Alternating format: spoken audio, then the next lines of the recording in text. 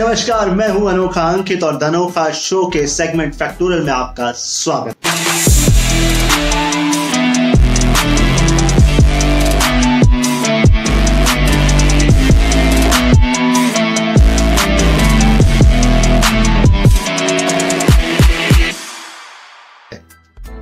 सबसे पहले अपने दिमाग पर जरा जोर डालिए और ये सोचिए आपने आखिरी बार बर्तन कब खरीदे थे। ना ना ना ना ना, किसी दुकान या मार्केट से नहीं, बल्कि अपनी ही गली में, वो भी उस व्यक्ति से जो आपको पुराने कपड़ों के बदले बर्तन देता। जी हाँ, ये ट्रेंड अब भले सिकुड़ गया है लेकिन खत्म नहीं हुआ है, अभी भी जारी है। लेकिन कभी आपने ये सोचा है कि इस ट्रेंड का हमारे पर्यावरण पर क्या असर पड़ता है? आज के एपिसोड में यही जानने की कोशिश करेंगे। सबसे पहले आप ये जान लीजिए कि लीला विनोदिया नाम की एक महिला है जो बीते 30 सालों से मुंबई में घर घर जाकर के लोगों से पुराने कपड़े जमा करती। लीला का संबंध उत्तरी गुजरात की घुमंतु जनजाति वाघरी से। ये जनजाति बीते कई वर्षों से सामाजिक भेदभाव झेलती आ रही। इस जनजाति की रोजी रोटी का एकमात्र साधन पुराने कपड़े हैं और ये लोगों को पुराने कपड़ों के बदले नए बर्तन, प्लास्टिक का सामान और नकदी या कैश भी देते हैं। लीला बताती है कि ये कपड़ा 10 रुपए में खरीदती हैं, उसे धोती हैं, आयरन, इस्त्री या प्रेस करती हैं और उसके बाद आगे 20 से 30 रुपए में बेच देती हैं बाजार में। विनोदिया समुदाय के लोगों का जो ये बाजार है, ये उपनगरीय मुंबई में लगने वाला फुटपाथ बाजार है, यानी कि वो बाजार जो सड़क के किनारे लगता है। यहीं पर व्यापारी लोग जो है इन कपड़ों को खरीदते हैं और उन दूर दराज के इलाकों में जाकर के पहुंचाते हैं या बेचते हैं जहां पर अक्सर लोगों के पास पुराने कपड़े खरीदने के पैसे नहीं होते। इस तरह एक ही बाजार से हर महीने 40 टन कपड़ा ऐसे ही देहाती इलाकों में पहुंचा दिया जाता है, यहां पहुंच जाता है। अब जो माल बच जाता है, यानी कि फटे पुराने कपड़े और चीथड़े, उसे तौल के हिसाब से रद्दी वालों को दे दिया जाता है और वहां से वो कपड़ा फैक्ट्रियां ले लेती हैं, जिसे वो आपकी गाड़ियों की सीट और गद्दी के भरने के काम में लाती। यानी कि जो कपड़ा आपने रिजेक्ट कर दिया, जिसे आपने फेंक दिया, यह है उसकी लाइफ साइकिल। अब विनोदिया समुदाय जैसे अन्य समुदाय जो हैं, वो एक काम और कर सकते हैं और वो है सर्कुलर इकोनॉमी में अपनी भागीदारी दे सकते हैं। यही वजह है कि एक बॉम्बे रिसाइकलिंग कंसल्टेंसी नाम का सामाजिक उद्यम है, यानी कि सोशल वेलफेयर बिजनेस है, जो वाघरी समुदाय की मदद कर रहा है।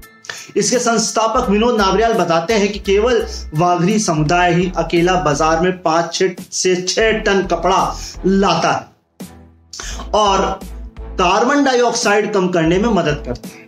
ऐसा वो इसलिए कहते हैं क्योंकि अगर इन कपड़ों को सड़ने के लिए यूं ही फेंक दिया जाए तो उसको सड़ने और गलने में कई वर्ष लग जाएंगे और भारत के अंदर हर साल 80 लाख टन कपड़े का कचरा निकलता है और ये यूं ही इधर उधर या कूड़ा घरों में फेंक दिया जाता है।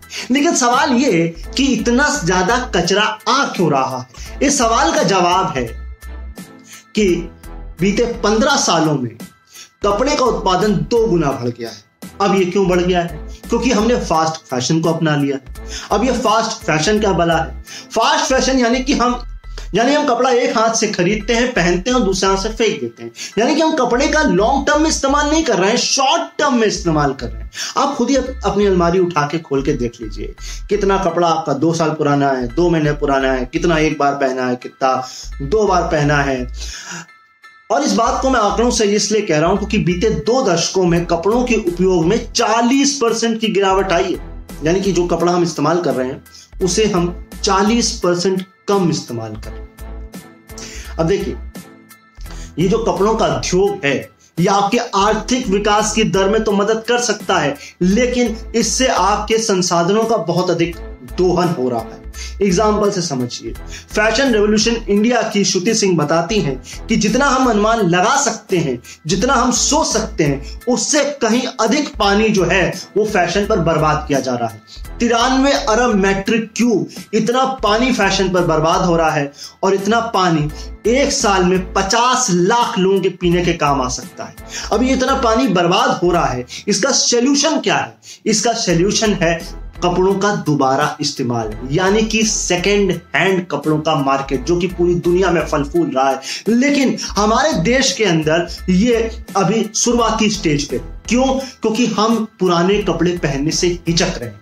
लेकिन मैं ये पूछना चाहता हूं, मेरा ये सवाल है कि हम क्यों हिचक रहे हैं, हम ये क्यों भूल जाते हैं? हम उस कल्चर, उस सोसाइटी, उस माइंडसेट से आते हैं जहां हमने अपने बड़े भाई बहनों के पुराने कपड़े पहने हैं, और जब हम बड़े हुए हैं तो हमारे कपड़े हमारे छोटे भाई बहनों ने पहने हैं। इसी वजह से ये झिझक अब कम हो रही है। जो देश का शहरी युवा है अब वो सेकेंड हैंड कपड़ों को खरीद भी रहा है और उन्हें पहन भी रहा है, क्योंकि वो फास्ट फैशन का एक टिकाऊ विकल्प खोज रहा है।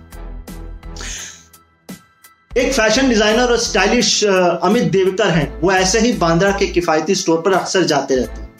वो बताते हैं कि हम सब जो है सस्टेनेबिलिटी की तरफ रुख कर रहे हैं, क्योंकि ये फैशन की इस वक्त डिमांड है, और इस डिमांड के चलते ही हमें अपने माल का रिसाइकलिंग हमें करनी चाहिए। हमें जरूरी नहीं है कि हर बार हम नए माल के लिए अपने संसाधनों का दोहन करें। यही वजह है कि 2019 में मुंबई में बॉम्बे कॉटन क्लीन्स नाम का एक स्टोर खोला गया। यहां पर पुराने कपड़ों के बदले लोगों को कैश दिया जा रहा है, यानी कि नकदी दी जा रही। इसकी संस्थापक सना खान बताती है कि यहां पर जो लोग आ रहे हैं वो ऐसे नहीं कि नए कपड़े नहीं खरीद सकते हैं, वो इसलिए ऐसा कर रहे हैं क्योंकि एक लाइफ स्टाइल चेंज है। और वो बताती हैं कि ये जो रीसेलर मार्केट है ये ई कॉमर्स मार्केट को आने वाले समय में पीछे छोड़ जाएगा, ये अनुमान है। वहीं भारत के फैशन ब्रांड को सेकेंड हैंड कपड़ों की तरफ या सेकेंड हैंड मार्केट की तरफ पहुंचाने में या मोड़ने में एक बड़ा हाथ जो है रिलीफ जैसे प्लेटफॉर्म्स का है।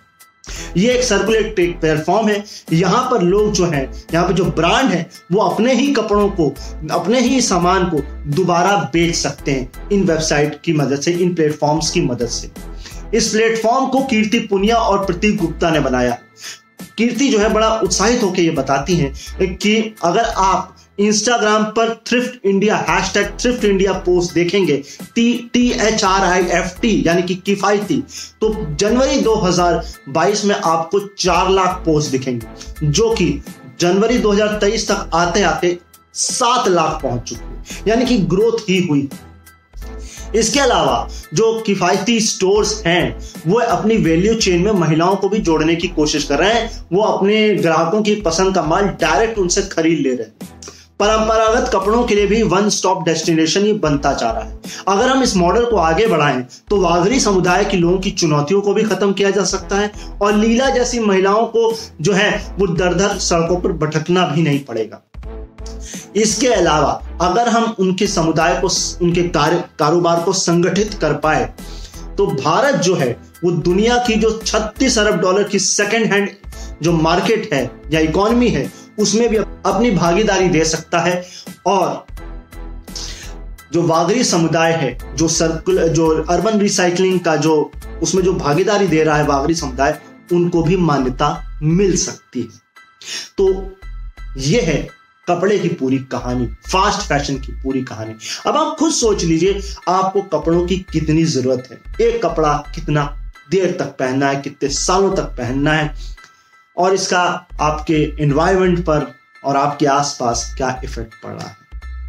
मेरे को तो बस इतना चाहिए है कि आप ऐसे ही टॉपिक्स अगर चाहते हैं तो एक अदद लाइक कर दीजिए और शेयर कर दीजिए, और चैनल को सब्सक्राइब भी कर लीजिए। केवल YouTube पर मत देखिए, इसे Google और Spotify पॉडकास्ट पर सुनिए भी, वहां पर भी द अनोखा शो है।